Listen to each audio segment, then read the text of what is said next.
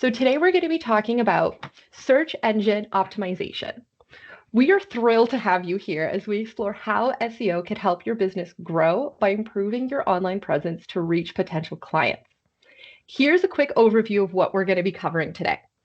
We'll start with an introduction to SEO, followed by how search engines work, key components of SEO, practical tips for beginners, tools and resources, common SEO mistakes we can avoid. Feel free to type your questions in the Q&A spot during the presentation. This session is going to be quite technical, so please stop me if you are lost or have questions. So, what is SEO? SEO stands for Search Engine Optimization, which is the process of improving your website's visibility in search engines results like on Google. SEO is really crucial because it increases your visibility on search engine results, making it easier for potential customers to find you. It is a cost-effective way since organic traffic is free. Optimized websites are seen as more credible and trustworthy to clients and search engines. It improves the overall usability and accessibility of your website. Optimizing gives you a competitive edge by helping you outrank your competitors as well. Overall, SEO practices can significantly improve how web search's AI pulls information from your content and then shares it with the world. So let's talk about how now search engines work in the first place. So what they do is that they scan and organize vast amounts of data through a three-step process. This is crawling, indexing, and ranking. We're going to break down each step. Okay, so this is where we're starting to get technical. So again, if you have any questions, put them in the Q&A chat, and I will have a look at them as they come through. I'm just making sure I can actually see my Q&A chat. There we go. Okay, so let's start with crawling. So what is it? So search engines use a software called crawlers to browse the web, moving from one page to another. So take like this little spider here, and I want you to imagine that little spider crawling through the internet looking for information. So the crawlers discover new and updated pages by visiting these websites regularly and following any links that they can find within the website. When you publish a new page, it might take some time for crawlers to find it. So give it some time. Crawlers look for content, images, and other files on the page and note the links on those pages. Step 2, indexing. Once a page is crawled, so once that little spider goes through all your information, all that data gets stored in a massive database called the index. The index is like a giant library where each web page is categorized based on its content. So during indexing, search engines analyze all that content on the page, including your keywords and anything relevant, and then the page is categorized and stored in the index, so it can be retrieved when someone searches for related content. So for instance, if you're searching for custom cakes, it will then look through this index and look for anything that falls underneath the related content. Oh, hold on. There we go. So ranking. So ranking works by during a process, a search engine looks through its index to find the most relevant pages. It then ranks them to determine the order in which they should appear. So if it's looking up custom cakes and it's finding, probably tens of thousands of results, it's going to take all those tens of thousands and rank them in a specific order. So the ranking is done through four sections. So first is relevance. So how closely does the content on the page match the user's question? The quality. So based on the content quality, user engagement, and backlinks, I'll get into backlinks in just a second, from other reputable sites. So does this look trustworthy? Those backlinks are links from your website found on another website, like a reference. If your content is being referenced, it will be seen as more relevant and helpful because it's so good that it's being used on other websites. So of course, that must mean that there's some quality and some relevance to this information, right? The user experience includes the site speed, your mobile friendliness, and just ease of navigation. And the last one is our authority. So measured by the number and quality of links pointing to your page. So all those references, if your website is really, really popular and a lot of people are visiting it and it's getting a lot of like other websites linking to your website, that's the authority. That's that credibility. It's seeing you as like a resource for this information. We're going to be breaking down each one of the qualifiers throughout the presentation to give you more examples. So let's get into, again, a little bit more nitty gritty. So Google Search Console allows you to see which pages have been crawled and indexed. This is where you'll see what's working and what's not working. When we see pages being flagged, as we can see here, so all of these ones are all pages that are not being indexed, that Google Search Console is telling me. Now, it looks like a lot, but we don't want to panic. Some of these may not even be relevant, while others are important to address.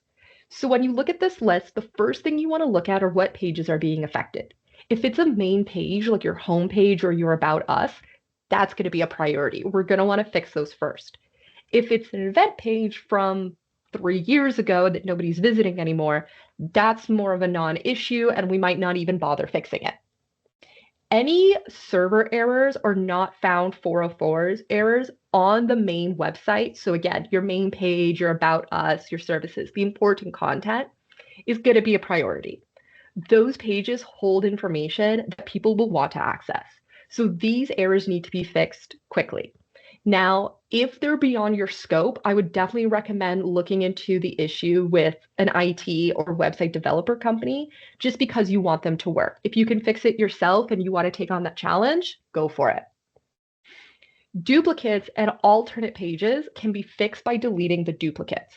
So these come up when you've created a new version of a page and the previous version hasn't been removed from the website yet. For example, if I say I want to redo our homepage on the Regional Business Center, what I'll do is that I will duplicate the page, make changes on one of them while other people are still visiting the old version. When I'm ready, I'll simply tell the website to go to my new homepage instead of the old one. If I don't delete the old one, it'll be flagged as a duplicate and will not be indexed properly. So the old page has to then be deleted, and then the issue should basically resolve itself. While we focus primarily on showing up in Google results, we can't ignore other search engines. We can't ignore how other search engines rank though. The business website will always appear first.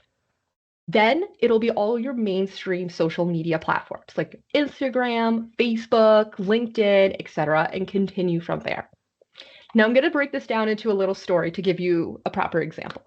So at a previous workplace, I was looking into crowdfunding websites. Smaller platforms were much more cost effective for our small projects, but they just were not as attractive to the public as well-known crowdfunding platforms.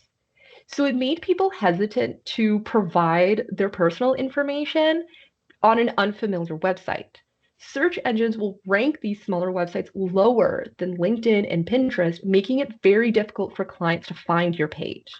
In these situations, this is where I would recommend going for the highly popular platforms such as Patreon, because your page will just rank higher on Google and reach a larger audience. If we would have used that smaller platform, we would have ranked, like I said, below LinkedIn, Pinterest, all of those mainstream platforms, making it almost impossible to find. Whereas if we use Patreon, it would probably appear maybe between LinkedIn and Pinterest, to give you an example, so much more easier to find and much easier for your clients to find.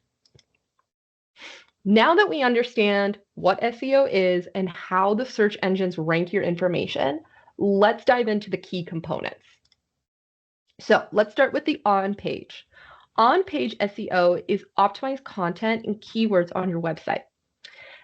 The site title, shown in green, you can see it right here where it says Recorded Webinars, Regional Business Center, is the first thing visitors will read, the title. It should include a primary keyword and be both descriptive and compelling.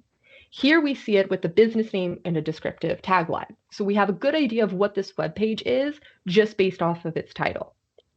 The meta tags are underlined in yellow. All these little words here, these tiny, tiny little snippets that are kind of bolded underneath, those are meta tags.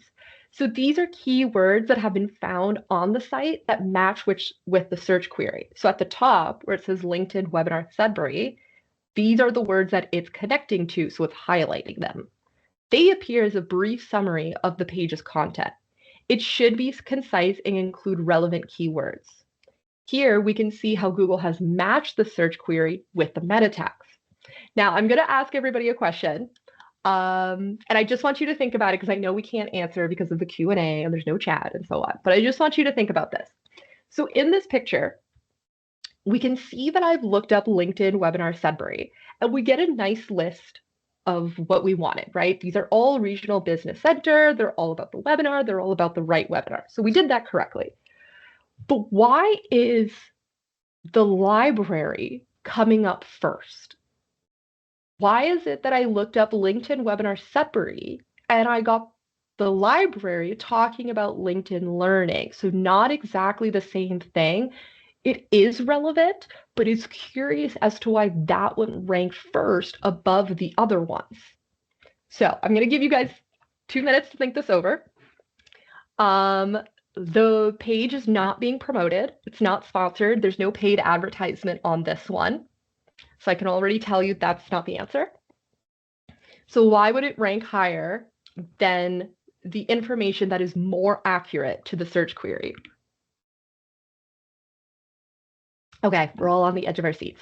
The answer is the other pages are events, meaning they won't be visited outside of the timeline of the event. So the recorded webinar is just one day, which means it's being visited for maybe the first few weeks before the event. The event will take place, and then probably nobody is going to see it after.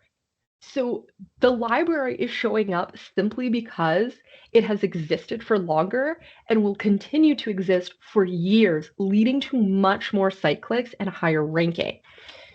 So that's the difference. Event pages are much harder to rank because there's small amounts of time, meaning they're only getting traffic for a small amount of time, whereas the library is continuous. It's ongoing. It's always being visited by someone at some point. So it would rank higher. Now, when it comes to content optimization, there are a few things that we can do to make it just a little bit better. So whenever you're adding text and pictures to your site, complete the following tips to optimize your website content.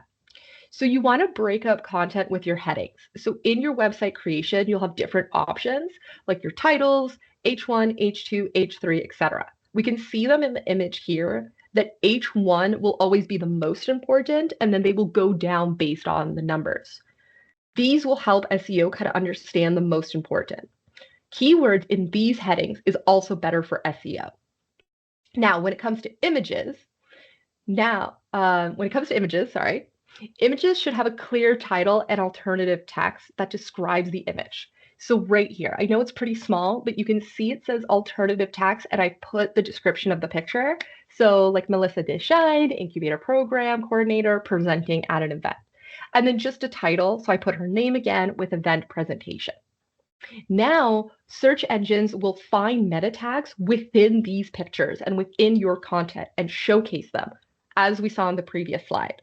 So now if I search up LinkedIn webinar Sudbury and I have a picture that has that alt text and that title, it'll start to pull from the image and not just the text. When it comes to keywords, these are the phrases and terms that people type into search engines when looking for information, products, or services. These are our foundation of our SEO. So as an example, this short description up here would be used for the website and social media accounts. So maybe this is like your social media bio. Well, in just one sentence, we have 5 keywords that perfectly describe the business, the location, and their services. So whenever we would get a meta tag or a description or so on, it's going to pull from this text box. And because it has such strong keywords within it, it's going to make it a lot easier. So I want you all to think of the keywords your clients would use to search up your business. Are you using those same keywords in your content to match? So here's an example of how search engines will break down your text into keywords before ranking them. Here we can see we have this big text here. So this would be like a standard caption post I would put up. I think this actually is just copy pasted from a post I put. And then the search engines are going to take all of this information and do a little recycling and break it up into some categories. So one of them being our primary keywords, so the high intent, the most important ones.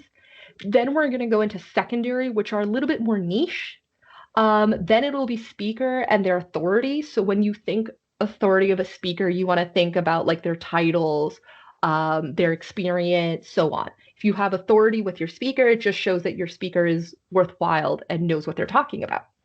And then the last one is location based. If you have an international company, that's a different story. But if it's local to Sudbury, you would want to include that because people who are looking for businesses in Sudbury will add that to their search query and you want to show up. Anybody who looks up any of the keywords here would be then directed towards the webinar. Off-page SEO refers to all the activities done outside of your website to improve its search engine ranking. It's about building your website's reputation and authority, ultimately influencing how search engines perceive your website. So, two key factors. The first one is the internal links. So these are links on your website that go to another page on your website. So think of it as this little graphic here. This would be your main page, right? They log onto your website. The first thing they see is this. And then this page would connect to all of these other pages through your menu and buttons. So like if you put, contact us, that button would then bring you to the contact page. Well, these are what we call the internal links, how they're all connected throughout. And this helps SEO understand the structure and build of your website. What goes where, pages are connected to what. The backlinks, like we talked about earlier, is links on other websites that refer to your website. Those are the references. And that also, like we said, helps a lot with SEO. Now we have technical SEO. So this involves making changes to a website's architecture, code, and other technical elements to make it easier for search engines to crawl and index the site. So the first one is your site speed. If a site takes even just a few seconds too long to load, a lot of visitors will click off the website because we're just so impatient now. We like things to be immediate. So search engines will then record how long people are spending on the website. And if people are exiting it just after those few seconds, search engines will take note and then rank you lower because clearly there's some issue that's going on as to why people are only spending a few seconds and not more. The improvement tip is try to keep your images under 200 KB. You can see this when you open the image in Finder, and it'll give you information on the side and it'll tell you size. When it comes to, and then embedded videos from YouTube. So if you have a video, don't upload it directly onto your website. Instead, upload it to YouTube and then link it because having an entire video uploaded on your website will definitely slow it down. Mobile friendliness. We have to accept that over 60% of users access websites via mobile devices. Because of this, Google now has a mobile first indexing, meaning it will use your site's mobile version to rank, meaning that if I'm looking up a question on the internet and I'm on desktop, it'll use information from the desktop version of your website. If I'm looking up on my phone, it's going to be a different setup because your phone is very different from your desktop when it comes to the sizes and the functionality. So it has a separate ranking for just the mobile version. A website will be deemed mobile friendly when it's responsive to different screen sizes. So when it's not implemented, when it is not mobile friendly and it is not responsive, that means that the website will not shift to a layout that's more suitable for mobile. So you can actually test this by just visiting your website on different devices. And I do recommend checking iPads, because that one's often forgotten, or changing the window size of your web browser. When you change the layout, when you change the device and the window size, all of your layout on your website should also fluctuate. I don't want to go on a website on my phone and it's like huge and I can only see like this much. I want it to all fit within that box. So if you're testing it and it is changing and it does look good, that means it's responsive. If you find out the hard news that it's not, or the layout is just not really adapting well when you change the size, most of our website builders like Wix and Squarespace will allow you to make changes to the different devices' layouts. If the website is not run through one of these services, you will need to add some lines of code to your website. This is where I would recommend speaking with a website developer to help you with this process because this is pretty technical. It's not a long process, but it's coding, and coding is a whole other language and it can be a little bit difficult. The last one is security. So if your website collects personal data and or payment information, you may want to obtain an SSL certificate. This will encrypt the data between your website and the user, increasing the security. Any website that you visit that has the HTTP with the S at the end, have the SSL certificate. Last one is going to be our local SEO. So this helps businesses with a physical location or those serving a specific geographic area to attract customers from their immediate surroundings. This can be achieved by creating a Google My Business account. It will populate the business summary as seen on screen. So as we all know, we go on Google, we type in a business, and oftentimes we'll get this little box on the side that has a summary of all the information. This section is an excellent example of optimized local SEO.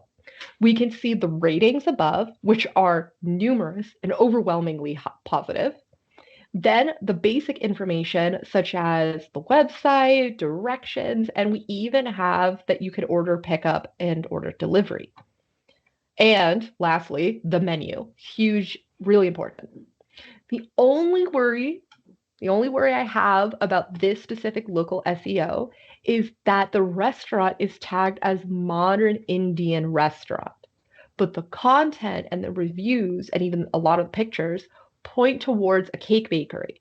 This may confuse search engines and you will show less under modern Indian restaurant as there's just less content to back it up.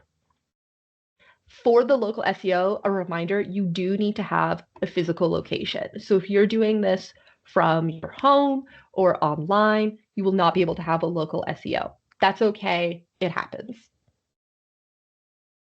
So in summary, each component plays a really critical part in improving your site's visibility, driving traffic, and ultimately growing your business online. They form the backbone of optimized SEO. Now that we've gone through the more technical features, let's move over to just simple ways that we can optimize our content. So let's talk about the website optimization and little tricks. So firstly, our clean URL structure. What this means is that long links with many numbers and symbols or links with no descriptive words like page 1 are often scam websites. So set yourself apart by cleaning up those URLs. Your page name generates the URL, so ensure the page name in your website builder includes the keywords to increase your credibility. You will also want a simple and intuitive menu. If someone visits your website and they can't find your services, that's going to be a problem. You want visitors to find what they want with just a few clicks. You can also use breadcrumbs. These are small navigation aids that show users their location within the website, seen here, right up here. So where it says like all topics, business, professional development, you'll see this often on websites. These are created within the website's code, so it's a little bit more complex, but a lot of the website developers will kind of do this automatically. This just, again, helps not only the people, but also the search engines understand the order of pages. So all topics would be like a very main page, business would be a subcategory, and then professional development would be another subcategory of that. Those are those breadcrumbs. So let's explore how we can optimize our content creation when it comes to social media. So the first thing we're going to look at is our audience. If your audience is interested in wedding cakes, Don't share information about baking bread. Focus on what they're interested in. Then provide valuable information that answers their questions and solves their problems. For example, how to choose the perfect wedding cake is much more fitting for people who are interested in cakes than the benefits of freshly baked bread. Like that would just be irrelevant, so they wouldn't visit it. Next, we're going to talk about the language. So you want to match any technical language to what your demographic would understand. For example, a law firm may use the term vehicular collision litigation. However, car accident lawyer would likely be more familiar to their clientele. So you want to use words that the everyday person would understand. Finally, scheduling. Try to post at least once a day and schedule posts ahead of time to save yourself some heartache. Give time for your post to circulate. Your most recent post is what the platform will showcase. So if I were to post, let's say, 2 images within half an hour of themselves, the most recent one is the one the platform is going to showcase first, and the older one will be pushed in the back. So you want to make sure that you give them time. That's why I recommend maybe about 1 post a day, or you can do like 1 in the morning and 1 in the evening to give them enough time. TikTok is the only exception because it shares content no matter when it was posted. It's a little bit more of a Wild West situation. Now, let's talk about hashtags. So a few years ago, we used to fill every post with as many hashtags as we could. Now, we use them in a much more strategic sense. So don't shy away from popular hashtags like hashtag marketing with over 2.2 million views. Using such hashtags is like casting a really wide net. You're showing up where people are already looking. Marketing is popular because that's what people want to talk about. So you want to make sure that you're falling in those categories. But remember, popular doesn't mean personal. So using only those big hashtags means you're only competing with millions. So to stand out, you want to combine those broad and niche specific hashtags. This is how platforms refine the search and know who to serve your content to.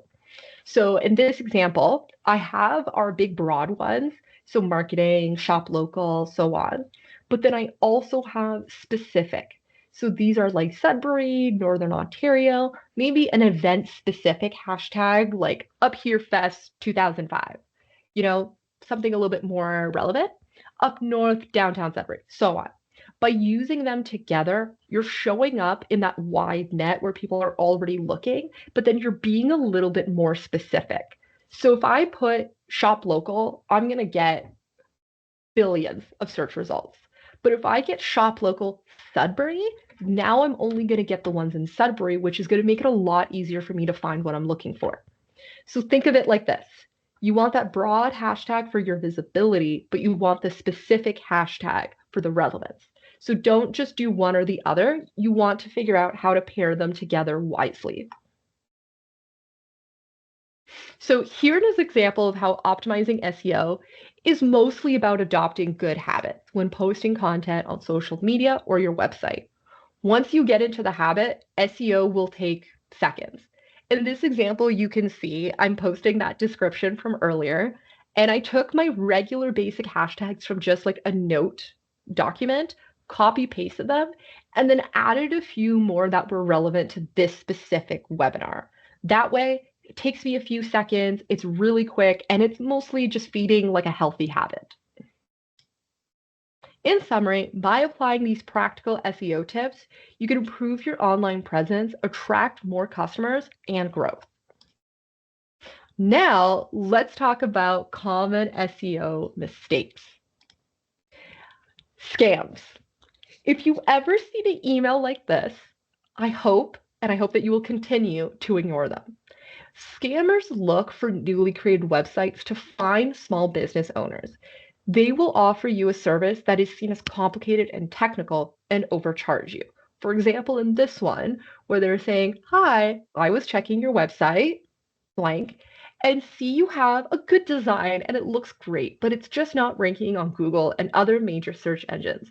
We can place your website on Google's first page on Yahoo, Facebook, LinkedIn, etc. I will be happy to send you a quote/package/proposal. Thanks, Martha. No company name, no nothing. This is clearly just a scam. They're just trying to sell you on, I can provide you a service that you could never do yourself.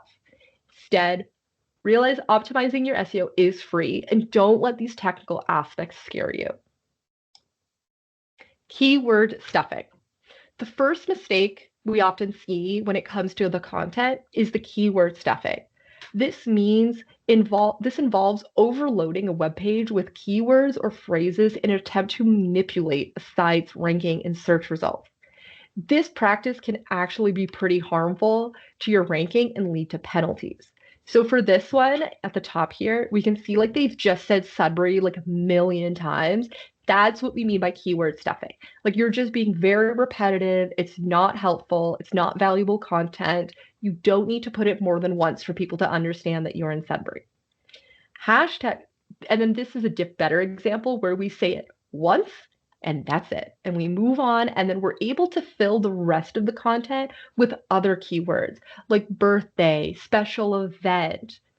That will then be more helpful than if I were to just use Sudbury a million times. Hashtag stuffing is really real too. So don't use hashtags that are not relevant to your business. So if you're looking at this example here, so before I put things that are relevant, so like bakery, cake, sure. But then there's also like love, happy, store, marketing that would be used just so that you fall within that wide net. Well, it's irrelevant. So if somebody who's looking for marketing finds a cake business, they would be very confused and not happy and get frustrated.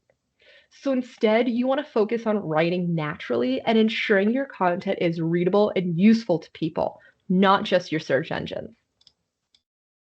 The next is buying links. Buying links refers to paying for backlinks. So again, those other websites who link to your page on their own website in an attempt to boost your website's authority and ranking. This practice violates Google's guidelines and can lead to severe penalties.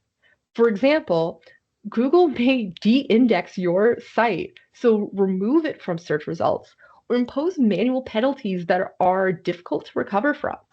So instead, focus on earning high-quality backlinks naturally through content marketing, guest blogging, and building relationships with reputable websites. Now, let's look into some free and helpful tools and resources that can help you with your SEO. Google Search Console is a free resource that helps you monitor, maintain, and troubleshoot your site's presence in Google search results. You can see which keywords bring the most traffic and check for crawl errors. So in this one here, we can see, sorry, my laptop's a little bit crazy. We can see here through the numbers what is more useful. So Regional Business Center is getting a lot of clicks and a lot of impressions.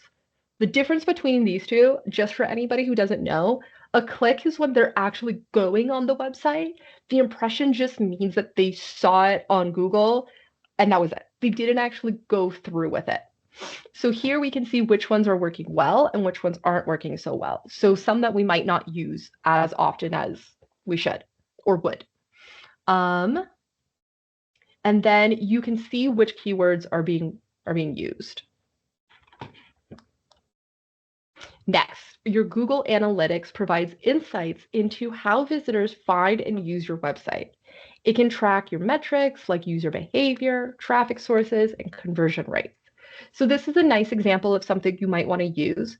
I especially like which pages are popular. This is helpful for if you're constantly updating your website. So where normally your main page will always be number one, as we can see here, we have seen that in times when we have applications open, that sometimes the programs will actually end up being number one for maybe about a month or two, just because everybody's going on it to submit an application. So we like to see that shift. And then here, we can also see where people are visiting the website. If you're local and you're only sharing locally, this might be less important. But if you're looking to run like a corporation or a franchise that is more global, this is really nice to see. And I know we have a few from like Singapore and India, and you might be like, there's people from India visiting the regional business center. Sometimes it's just bots. They're not a big deal.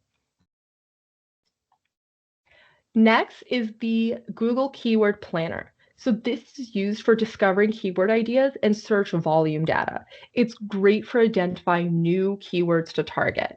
So in this example, we can see where Business Center is getting maybe like 100 to 100,000, to 1,000 monthly search results.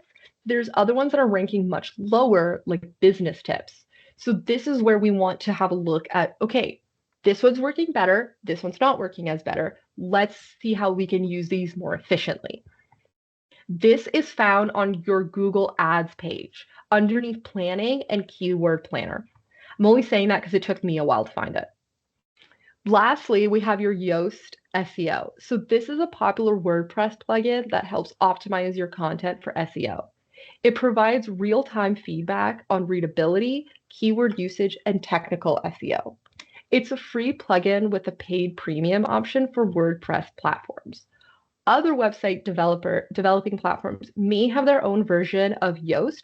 We recommend you work with the platform you're most comfortable with.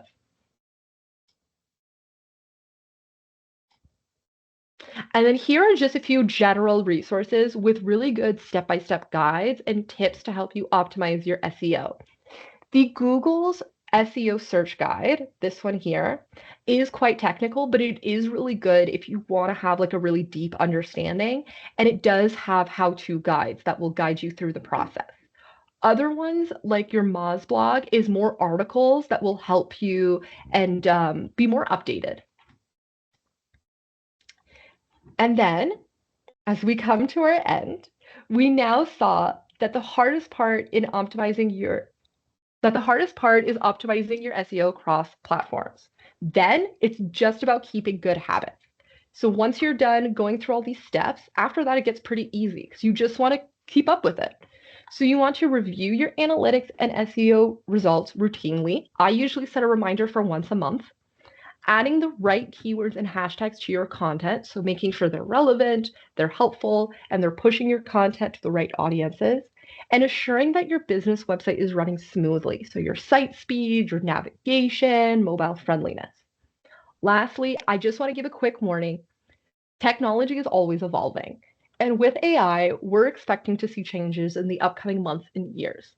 So do your best to stay up to date and utilize the new tools in meaningful ways to continue to enhance your business. If you're using AI to develop your website and content or plan on using it in the future, know that it's a really great tool, but always review your content and ensure it represents your brand properly. Now, we've come to the end of the presentation. If anybody has any questions, please feel free to put them in the Q&A chat and I will answer them right away. After this presentation, I'm going to be sharing this slideshow with all of you. So if you want to look more into something or there's a page that maybe I went a little bit too fast, you can go back and have a look. And especially for these ones, if you want to take a screenshot of these and you want to check them out, you could do so now or you can do it with the slideshow. But that's it for me. I hope this presentation wasn't too technical or dry. I know it's a bit of a difficult subject. If you would like to have more of a better understanding, you can always book a consult and we can go through your website together and see what we can do. But for now, I'm just going to give the chat 5 or so minutes if you have questions, and then we'll wrap up for the day.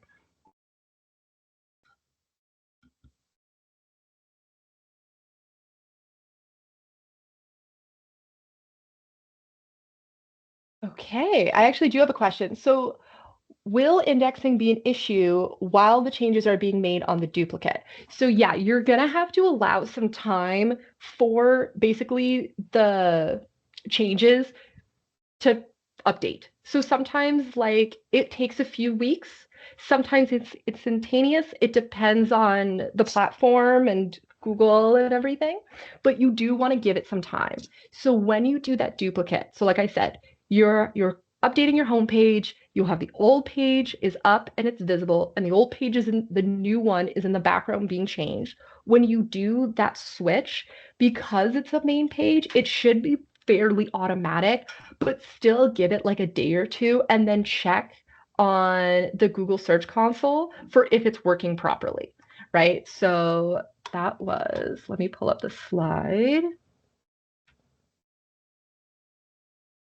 So not this one. I'm actually going to show you the one from the beginning because it's a better example.